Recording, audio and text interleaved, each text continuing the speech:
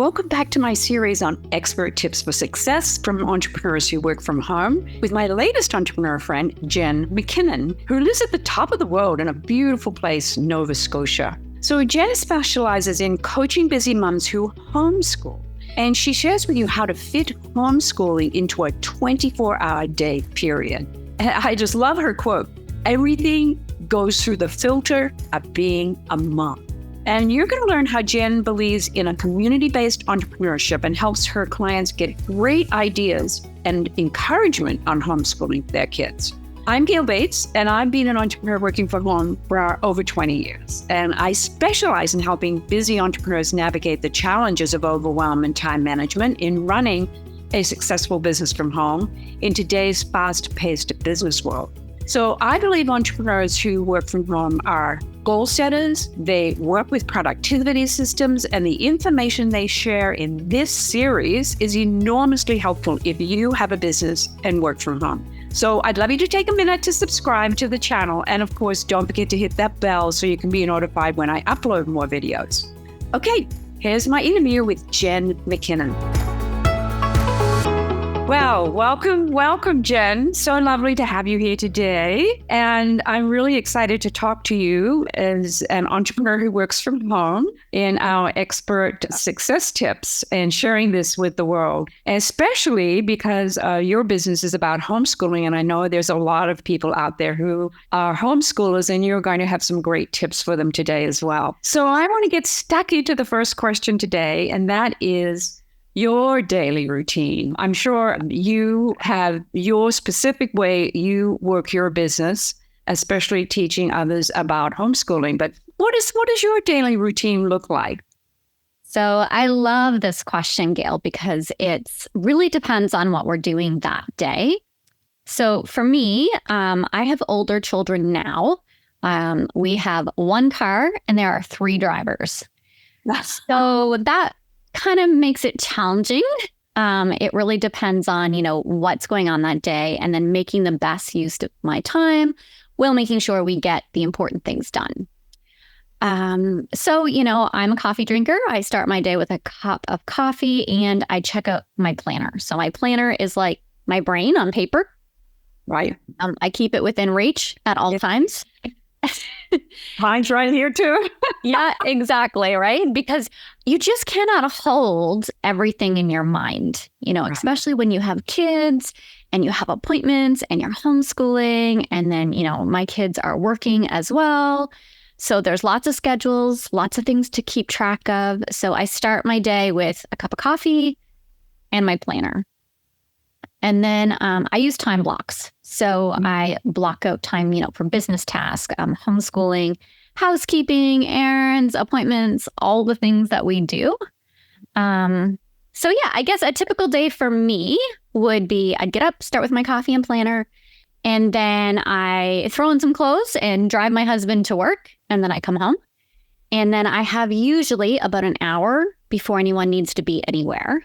Yeah. So I use that to focus on my business. There are certain tasks when you run your own business that you need all like a distraction-free. Yes. Time when someone doesn't need you. And if you're a mom, you know that time is very rare. So I like to take advantage of that. Usually the kids are sleeping.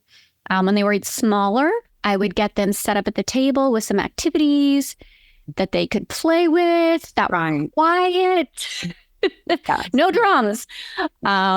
And so, I just dive into my tasks and then I get up and take somebody somewhere. And then the afternoons is when I really settle into, usually by the afternoon, we're done any homeschool work that my kids needed me for. And I could dive into like creating content, coaching calls, managing my printable shop, that kind of thing.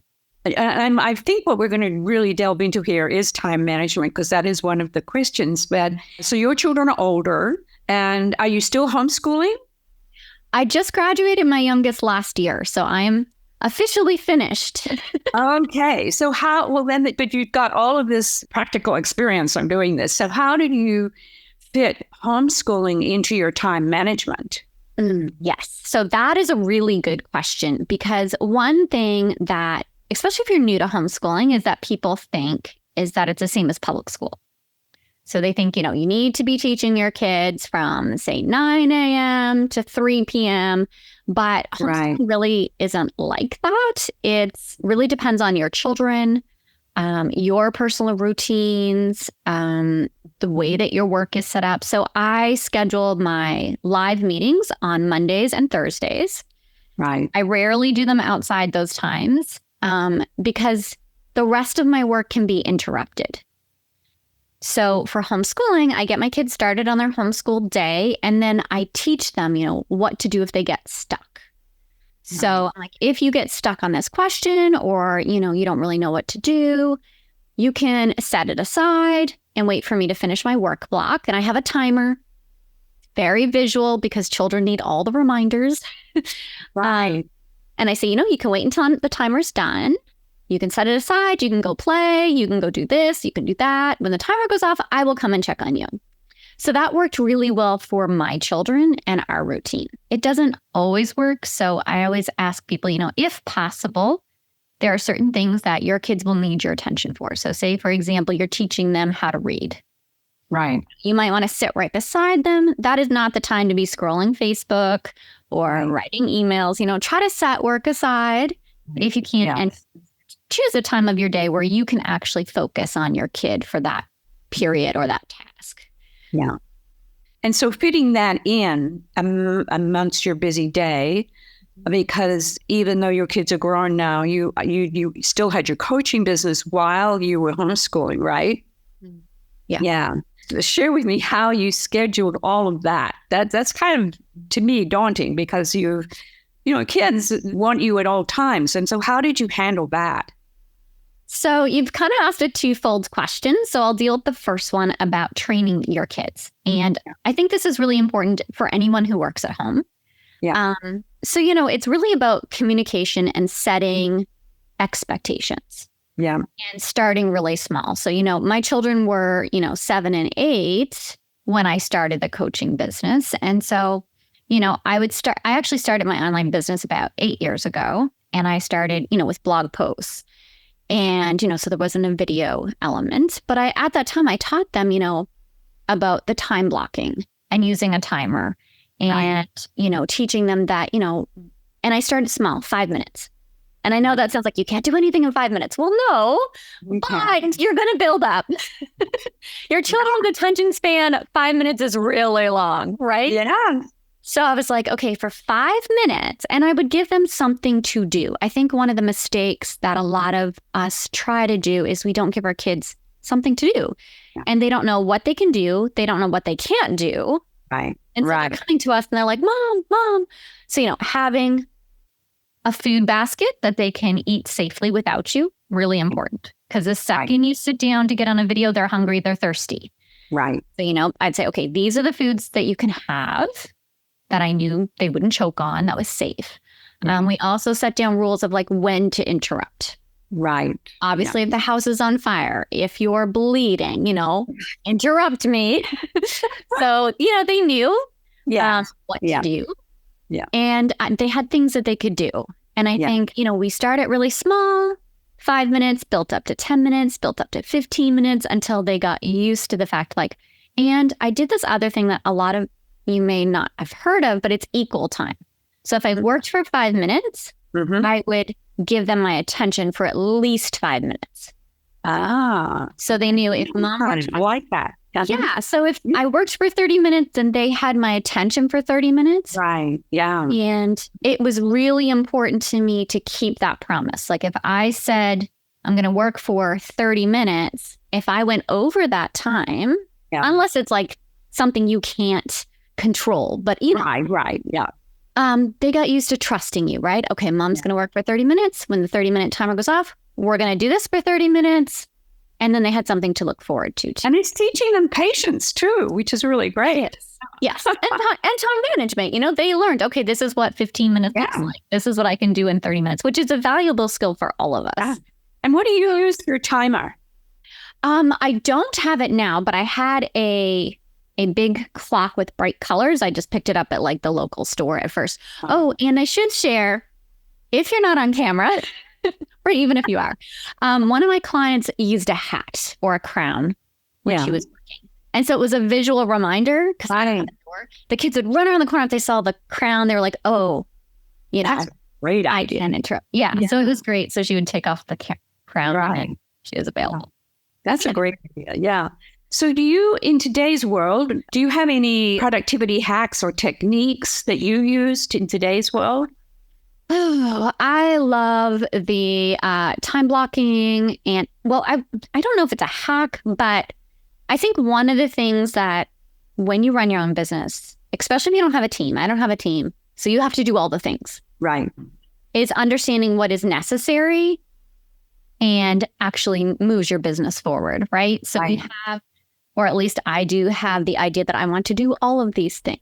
Yes. And so I'll have a to-do list of 22 things and I have an hour to do them. Right. So using a Post-it note helps me pare it down, right? So I have 22 things. Okay, you have to fit them on this Post-it note. So if they don't fit on the Post-it note, you have to either outsource, delegate, or leave it alone. Right. So that is one thing. Timers are my best friend. I use them for everything. I use them on everything, my cell phone, my computer, my Google Nest. So timers are a big deal. And then, really prioritizing, asking yourself, what can be done by you today? Yeah. Have you read that book, The One Thing? I have not. It is on my reading list. Yeah. So you have to ask that question. I think it's, what can I get done today that's going to make everything else move forward? So it's that one thing that will really make everything else move forward. It's a great book. I highly recommend it. I'll have to move it up my list. It's on the list. I think you'd like it. Yeah. Okay. So I'm going to switch gears here and talk a little bit about workspace. What are your best tips for a creative and effective workspace? How do you set up your home office to have your maximum productivity? Okay. I am a firm believer of a dedicated workspace. Right. That said, I guess I do have one, as in it's this desk. So I live in a very small home. So the room that you see behind me, it doubles as it was our homeschool room for years. It's a playroom. It's a multimedia room. There's a TV and a gaming station here. We also have one on this side. And to make things even more fun, the only bathroom in my house, you have to walk through this room to get to it. So all of those things, are challenges that you have to overcome, especially if you're easily distracted. So I would say things that have made a massive difference for me is being organized in my space, making sure that the things that you need and use all the time are here. So I have, my mug of pens that no one else is allowed to touch. Because the last thing I want to do is go look for my pens. And, just making sure everything is within reach. But also, I would say, for productivity, it really is limiting distractions. Yeah, I love that. So moving, if I'm at my computer, my cell phone is not here. It's in the other room. Making sure that I use one tab to organize all my tabs, because otherwise I will have 53 tabs and I will not be able to tell you where the sound is coming from. Right. So, things like that, knowing what works for you, what distracts you, I think is really important. I love it. Yeah. Yeah, it is. It doesn't matter how big or small your space is. It's, what you have within that space that's important, and how organized you can be within that space, right? Yeah. Wonderful. So let's move on to some routines and habits. Do you have any routines or habits that you work with that a lot of times to really get consistent and do things, we have to set up those routines and habits? Is there anything that you'd like to share with us today?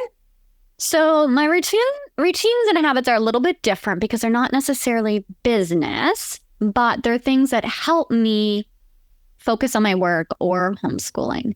And so I find personally, decision fatigue is a huge mental load that a lot of us handle.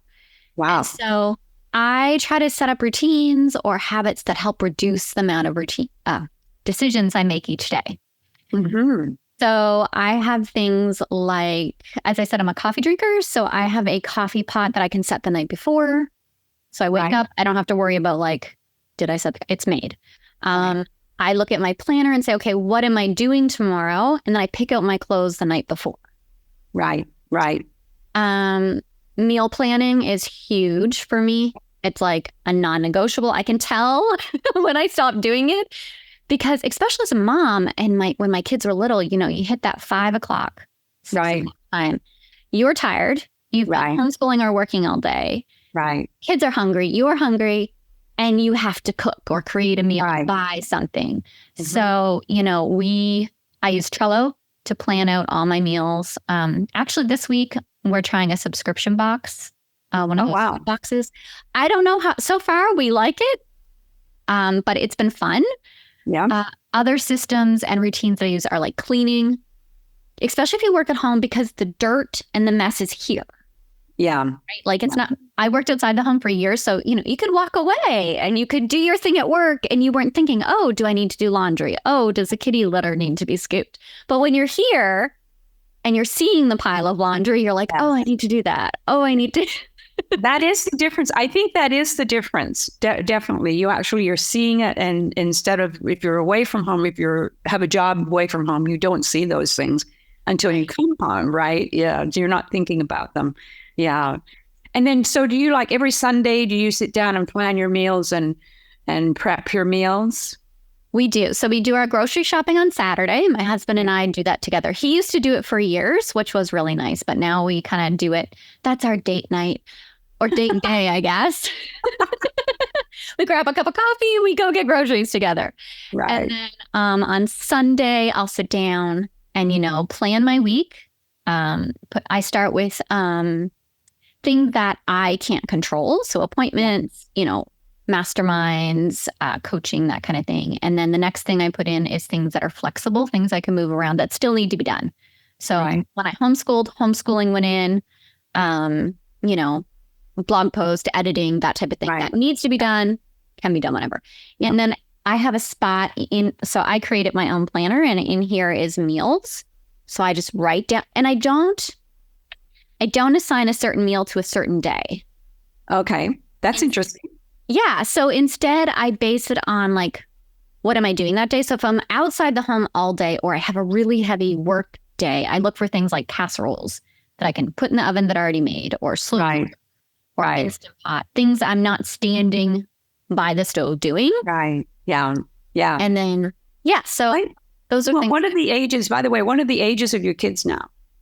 Now they are 20 and 22. Oh, wow. Wow.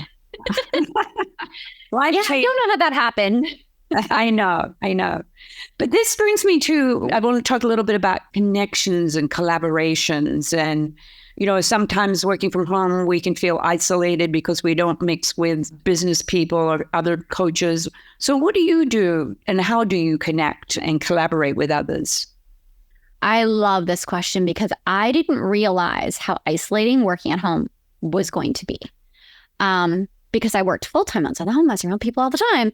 And I am a massive believer in community. So all of my programs, you know, have a community aspect because of that isolation.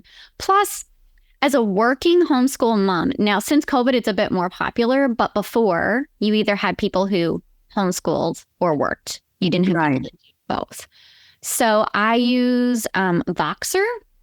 I use Voxer. Mm-hmm. Okay, so you know what that is. It's like a walkie-talkie app is how I explain it to people. It's great. I love it. Yeah. I use it for my coaching clients as well. Yeah. Yes. So I actually use it for friends and coaching. So it's a great way to like check in and get support. I use Facebook groups. In addition to my own programs, I've joined coaching programs and networking groups in the past. I will say probably one of my favorite communities is Tonya Kubo's, which I know I interviewed her. I love Tonya Kubo's community. It's fantastic. Yes. So I feel like that kind of gives me the opportunity to connect with other people on my own time. Yeah. I think having the right program is really important. Yes, I agree. Great. I know you're a paper person like myself, but you also use technology. Do you have any tech tools that you would recommend to moms who are working, homeschooling their kids? Do you have any special tools that you can share with us today? I don't know if there's any like special tools. So I definitely use paper, but because this doesn't fit in anything, Right. like it won't fit in a bag, maybe a backpack. I feel like an online version is really important. So I use Google Calendar. I use Trello. I also love about Google Calendars that you can set up reminders. Right. Right. Other tools. So I've talked about timers, Airtable for homeschooling. If you like digital, I really loved Homeschool Planet as a planner. It did other things too, like meal planning, and you could, text your husband the grocery list or whatever. But I think it's really about like, what are you comfortable with and what is the goal? Because there's so many out there now. Right. That's true. It can be overwhelming. Yes, it can. You have to zero in and make a decision on what it is that's going to work for you. And that's why I'm doing this series, because everybody is different and everybody has some great ideas to share. And I love what you're sharing today, especially for moms that are homeschooling. I'm going to move here. What are common distractions that you encounter, and how do you minimize them or eliminate them during your working hours? Okay. So this is a really good question, and I'm going to be really transparent here. Yeah. The biggest distraction for me was people. Mm-hmm. And what I mean is, like, okay, of course your kids are a distraction, right? But we kind of talked about like teaching them work hours and all of those boundaries and stuff. And kids are really good because you can train them and they get it. Yeah. But I found, especially at working at home, grown adults took much longer. So since COVID, it's come far. People are finally understanding that when you work at home, you are working. Right. When you homeschool, you are busy. Yeah. But when I first started, I really struggled with people just popping in. They'd pop in during my work block, or they'd be like, hey, can you run to the grocery store and grab this for me? Can you do this? And I'm like, oh, sorry, I'm working. Like, yeah, but you work at home. Right. Yeah, I do. And, we do have that flexibility, but it was really difficult for me I had to have some really uncomfortable conversations that were not easy. Yeah. To make it clear that, like, these are the times I'm working. Right. Working at home is a real job. Yeah. You can't just show up on my doorstep, as much as I love you, whenever you want. Yeah. So I actually use technology. Even before this meeting, I text my husband who's at work and I'm like, hey, I'm going to be on video. I'm unavailable for the next, and I give myself buffer space. So like a half hour before, a half hour afterwards. Don't call me. I will not be answering. So they know the time. They know what to expect. Right. And, I say, if you really need me, you can leave a voice message and I will get back to you when the appointment is over. And I have to do that with other family members. And at first I really had some guilt about it. Like, oh, I'm so mean. Yeah. But I had to shift that mindset and really work with a coach to be like, no, this is a job. Yes. And it's important. Yes. Like, the education of your kids is important. You made promises to clients and customers and whatever, and you need to be able to have the time to work. So that is probably my biggest distraction. That is probably one of the best pieces of advice you could give any entrepreneur who works from home, and setting that up ahead of time. And you're right, kids can be trained, but adults don't think. No, they mean well, but yeah. No, I think that's extremely great advice and a great tip today. So thanks for that. Okay, so I want to switch here to professional development.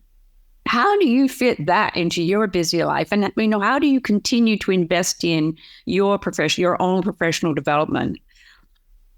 So time for me is super limited. I have to have a realistic view of how much time I have.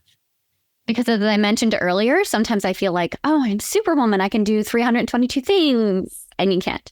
So one thing I found super helpful is listening to audiobooks.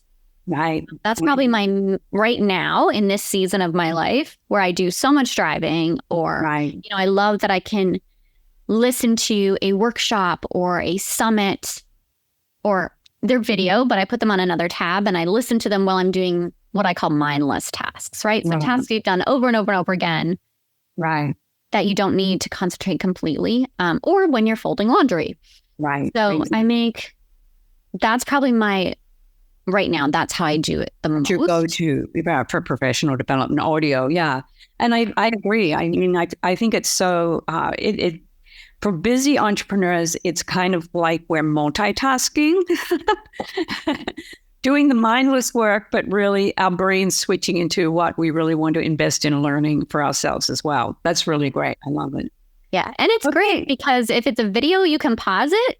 Yeah. Like if it catches my attention or it's a tutorial and it's like, oh, this is how you do this, I can switch tabs, pause, drag it back and really focus and watch. Yeah. I think that's really important for that is the advantage of it. Yes. And you've learned something that, you oh, I missed it. Oh my gosh, I missed it. It's something you can control. Yeah. That's wonderful. Okay. The big question, how do you maintain a healthy work-life balance, especially within your own workspace, working at home? I think you just ask the best questions. And this is another one I've struggled with over the years. So when I grew up, self-care wasn't a term that people talked about. Yeah. Didn't hear it. You didn't see it. I didn't really know what it was, or I wasn't familiar with it until I went through burnout really bad. So when I first started homeschooling, I was working full-time outside the home. Wow. Yeah. And I thought I could still do everything because why would you need to change something? Right? So I was still doing everything like grocery shopping, meal planning, doing all the teaching. I didn't use any online programs. I didn't hire like tutors or I don't know. And so it wasn't until I hit burnout and I realized, okay, I can't do it all. Because I thought if I asked for help, I was a failure. I wanted to do everything. And if I couldn't do everything, then there was something wrong with me. So I had to learn. It was a lot of mindset, asking for help, saying no. Right. Resting. Right. Because I thought resting was like, oh, something's wrong with you. You're weak. Right. It was a lot of like, yeah.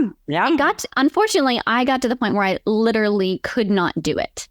Yeah. And my doctor was like, so we're going to talk about this thing. And I was like, I don't know what you're talking about. So he had to kind of like start the education process. But I've learned over the years, it's really, really important to set those boundaries and prioritize self-care. And, if you're a mom with kids, they need to see you recharging. Yep. They need to see you getting creative. They need to see you so that they know what it is. Yes. Yeah. What's your go-to self-care today?